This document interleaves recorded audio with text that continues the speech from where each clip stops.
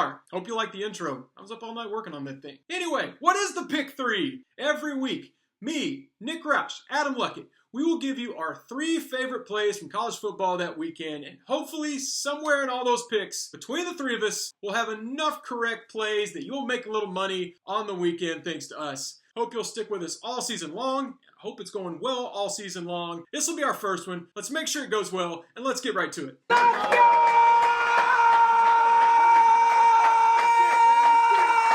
For my first game, I'm starting in Memphis, where they will host Mike Leach's Mississippi State Bulldogs. A little worried about a trap game for Mississippi State. Week 1, had a hard-fought comeback in a game they never should have been down. Week 2, you beat a very good Power 5 team in NC State at home. Couple hard-fought victories. I worry about limiting to Memphis, but then I see Memphis gave up 50 points to Arkansas State last weekend at home. I gotta go with Mike Leach here. I feel like that offense is getting better every weekend. Will Rogers, 5 touchdowns, 1 pick this year. I think they score $1 million on Memphis.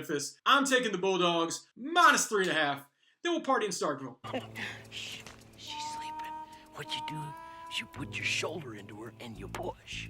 For game number 2, let's go Boise, right? Blue turf, new coach, high-powered offense. Well, not this year. The offense hadn't been that great. They lost to Central Florida in week 1. They did bounce back with a good scoring output in week 2. But here in week 3, they get Oklahoma State. The Cowboys are way too sad about Texas and Oklahoma leaving them. Their offense does not look good for a Big 12 team. I actually think this one might get ugly. Give me Boise State to cover against the Cowboys.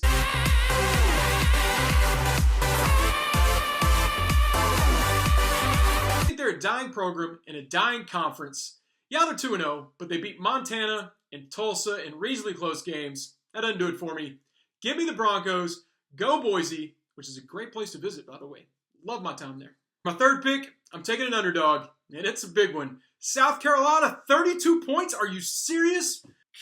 Bless your hearts. 32 is just too many. I think they can easily keep this game within 31. I know they have a grad assistant at quarterback. Fun fact, Zeb Nolan is from Athens, Georgia, grew up 10 miles from the stadium, a Georgia fan, goes all the way to North Dakota to play his college football, far away from his parents, takes a job in South Carolina, thinking his career's over, never got to play in Georgia, and then what do you know? South Carolina's quarterback gets hurt. He's starting against his hometown team. Mom's going to be crying. He can keep it within 32 points. Go Gamecocks.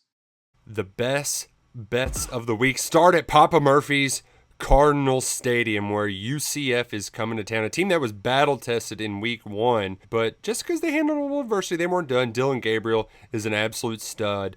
They've been battle-tested. When adversity happens, they know what to do. This Louisville team, when adversity strikes, when it hits the fan, they're done. I'm selling all of my Scott Satterfield stonks, and I'm all in on the Gus bus. Hop on the Gus bus with me. The Central Florida Knights, -7 at Cardinal Stadium. Pick number 2, we're going to Happy Valley for the Whiteout game. I'm not buying James Franklin stock, but I am selling Auburn stock. Auburn has played some terrible teams the first 2 games of the season. Akron's horrible. Bo Nix looked like a Heisman contender out there.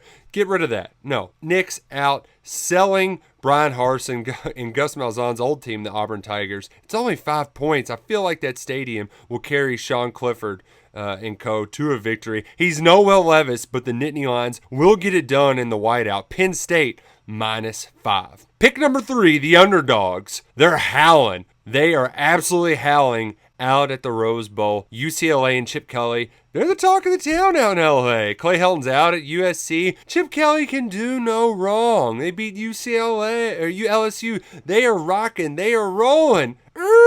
Not so fast. People thought that Oregon was going to get blown out of Ohio State because they played so poorly against Fresno State. That's not an indictment on Oregon. That's an indictment on Fresno State. This is a good football team with a really good offense that can keep up with UCLA. They may not get the win, but 11.5 points?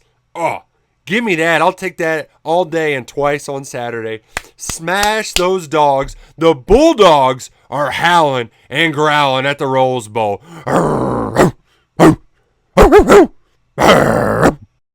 Friday night, UCF at Louisville. The Knights are laying a touchdown on the road against an ACC team. That team, Scott Satterfield's third squad there at Louisville, is really struggling. Offensively, not much is going right for the Cards. Meanwhile, the defense has some things to get excited about. The total in that 67.5. That's a lot of points. I know UCF go on offense with Malzahn and his tempo, but I think it's a big spot for Louisville. They'll show up, but they are really challenged offensively. So give me that under of 67.5 there to start the weekend. Then we're moving to a nooner on Saturday. The Fighting Nil Browns of West Virginia. Unranked, but they're laying 2.5 points to a ranked Virginia Tech squad. The Hokies, of course, got that huge Friday night home win over North Carolina to begin the season, but the offense did kind of labor in that game, and they just lost tight end James Mitchell, who's one of the better tight ends in college football. I think this is a great spot for West Virginia. The unranked team is favored in this matchup for a reason. Let's go ahead and lay the 2.5 points with the Mountaineers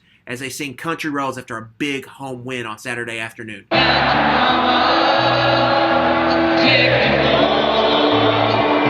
Finally, for our Moneyline special, the upset of the week. Purdue is traveling to South Bend, Indiana to take on the Notre Dame Fighting Irish. Notre Dame, under new defensive coordinator Marcus Freeman, has had a lot of issues stopping offenses so far. Both Florida State and Toledo got a bunch of big plays. Meanwhile, quarterback Jack Cohn hurt his throwing hand last week, while Purdue is putting up some good numbers on offense. Quarterback Jack Plummer averaging over 9 yards per attempt. This feels like a game where either Notre Dame really gets together, blows out Purdue, or Purdue wins straight up. We're leaning to the trend here. Jeff Brom is 7-1 against the spread as an underdog on the road at Purdue. Couple of those wins coming straight up. Give us Purdue plus 230 here on the road. Take the Boilermakers to win, and let's go cash some tickets. Cash.